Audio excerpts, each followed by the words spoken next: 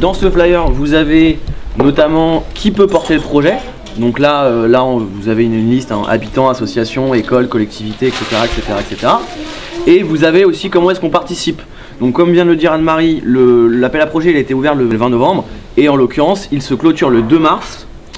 Ce qui est très important à dire, c'est que le 2 mars effectivement c'est une date, mais le projet il peut se faire jusqu'à 2021. Donc c'est sur 2 ans. Donc vous avez tout à fait le temps de vous dire je dépose ma rue, d'ailleurs la rue elle n'est pas forcément fixe, ça peut être une rue et puis finalement ça va changer. Et de dire ensuite voilà. Et ensuite ce qui est très important, et j'insiste vraiment là-dessus, c'est sur l'accompagnement du collectif. On en a parlé tout à l'heure assez rapidement sur les rues aux enfants parisiennes, si ça a aussi bien marché, les rues aux enfants parisiennes, si ça a pris aussi bien au-delà de la demande, du besoin auquel ça répondait, c'est très clairement le fait qu'il y a eu une communion entre les différents acteurs parisiens, menée par Anne-Marie et par les cafés des enfants, par Wardine, qui a permis aussi à tous les porteurs d'être solidaires entre eux.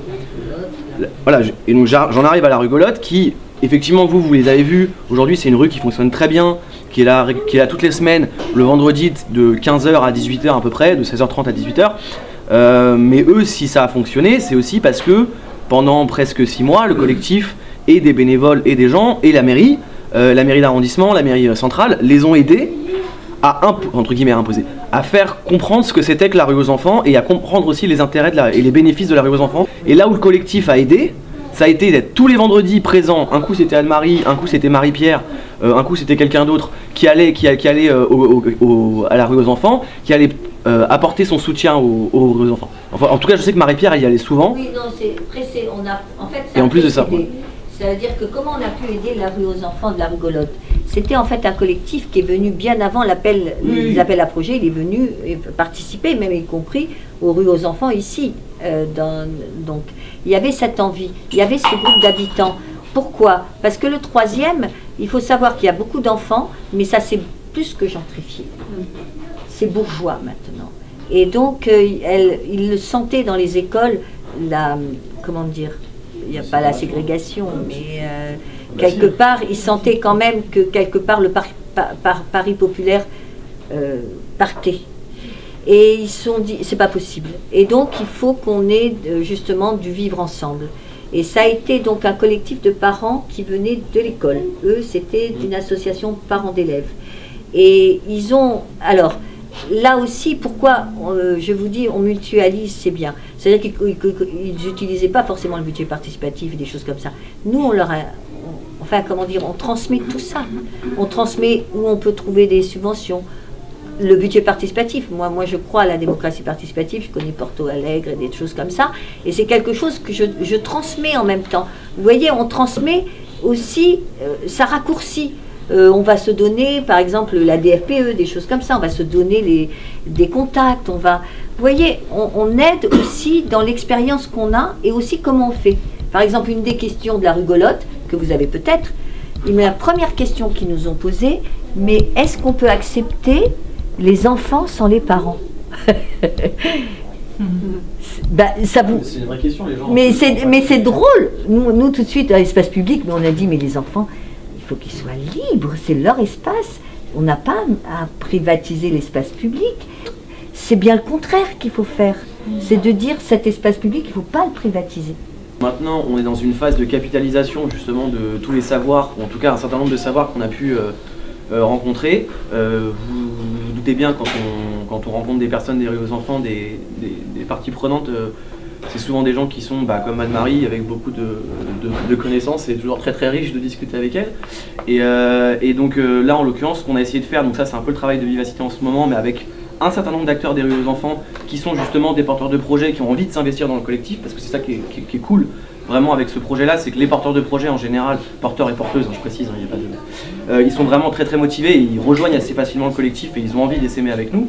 Donc là par exemple, c'était il y a 2 semaines, on a fait une réunion de travail où on a délimité 8 thèmes sur lesquels on a envie de travailler pour faire une boîte à outils.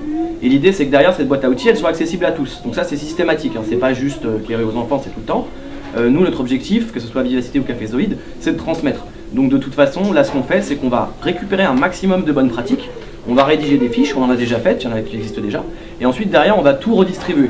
Donc ça sera disponible sur le site internet des rues aux enfants, et en plus de ça, et c'est là où on est toujours dans l'accompagnement des porteurs de projet, vous avez l'idée de accompagner personnellement le porteur de projet par un ancien porteur de projet et ou un membre du collectif.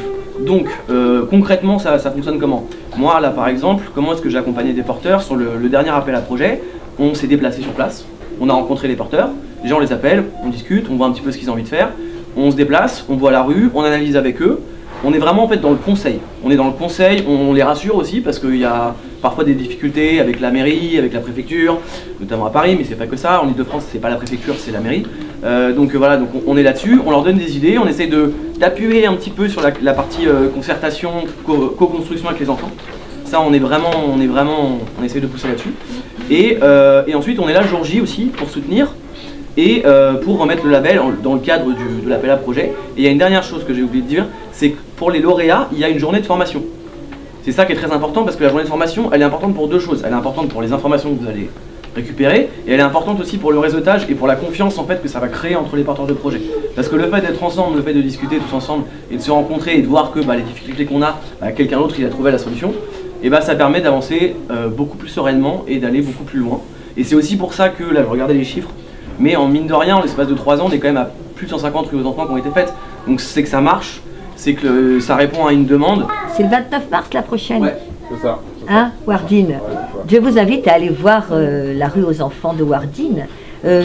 Donc déjà de regarder sur le site Rue aux enfants, rue pour tous. Il y en a une aussi le samedi 25 avril. Ce sera une première aussi dans le 18e arrondissement du côté de Grande Carrière, place Clichy, portée pareil par un collectif de parents. Ils sont en train de faire leur dossier. Et pareil, on les a soutenus, on les a aidés. Avec Anne-Marie, on a été justement analyser la rue, qui voulait investir. On leur a dit ouais c'est top, c'est bien cette rue-là qui peut répondre aussi à vos attentes. Oui, parce que par exemple, on voit sur place, on a vu qu'il y avait un lycée, on a dit le lycée, par exemple, on peut utiliser la cour du lycée. Ça veut dire que vous pouvez, à Lille, ils ont une rue magnifique parce que c'est des vieilles maisons, etc. Et il y a des cours comme ça. Et les cours se sont ouvertes. Par exemple, la dernière fois, il pleuvait. Donc le fait d'ouvrir les cours, ça a permis comme ça, même sous la pluie, que c'était quand même agréable. Essayez d'ouvrir comme ça de l'intérieur, donc les gens connaissent. Ah bon, c'est comme ça, etc. Ça ouvre, voilà, c'est une ouverture.